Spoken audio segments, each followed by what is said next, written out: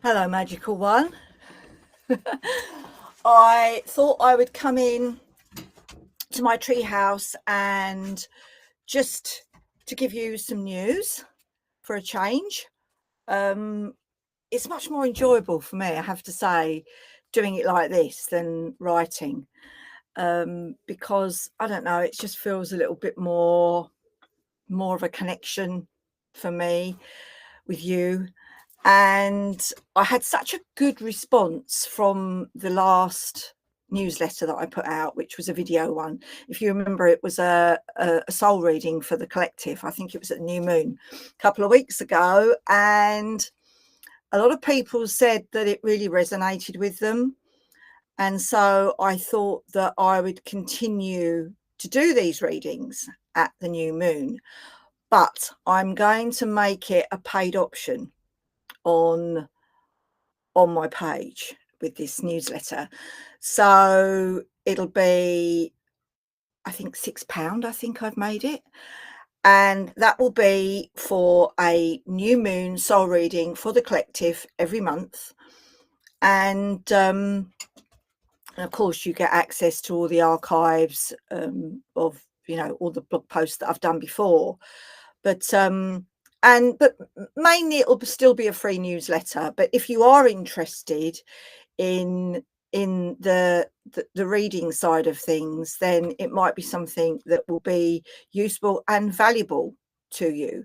I know that my Wealthy Witches workshop that I do once a month on my other page, and I'll put a link to that here, is really valuable work for the people that have been doing it with me for the last 18 months now. We've been doing Wealthy Witches, and that is, again, really valuable stuff, working with that wealthy mindset, that money mindset, and using magic in the broadest of senses. So for health, okay, for wealth, for money, for creativity, for spirituality, for work. It all has a use, all right.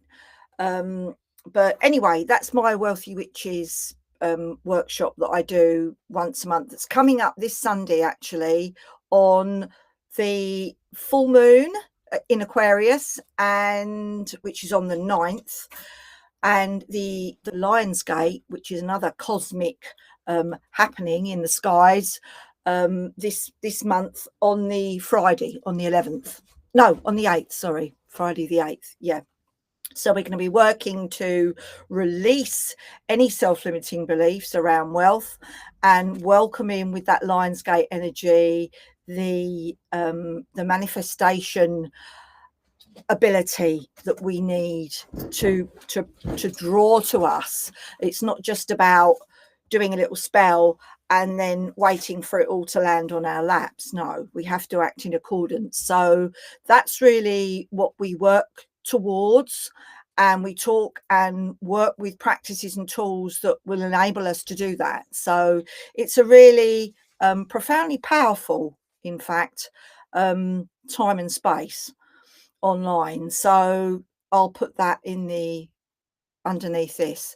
So anyway, is that all my news? Oh, actually, I've got another bit of news, which has been a long time coming. I've been writing a book for a few years now. I shelved it about just before lockdown, or at lockdown, to write Riches for Witches.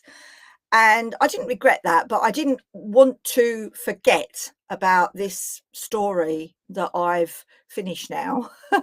And I've just had the cover done for it, and I'm just doing the final edits. And if you're a writer, you'll know that that word, just that phrase, final edits, kind of, it just doesn't disappear, does it?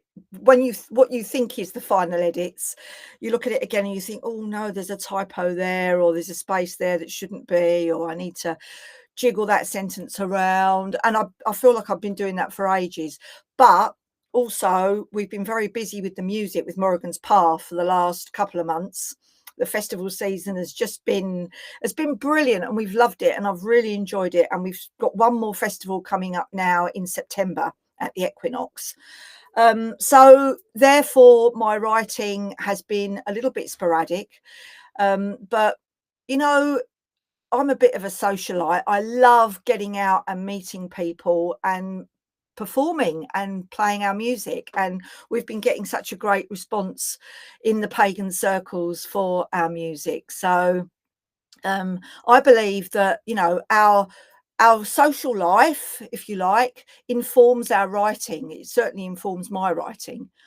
And but anyway, you want to know what story I'm talking about? I'm talking about my mythic fantasy story, which is book one in the Grail Maiden series. So it's called Grail Maiden, and it's loosely based on Arthurian legend.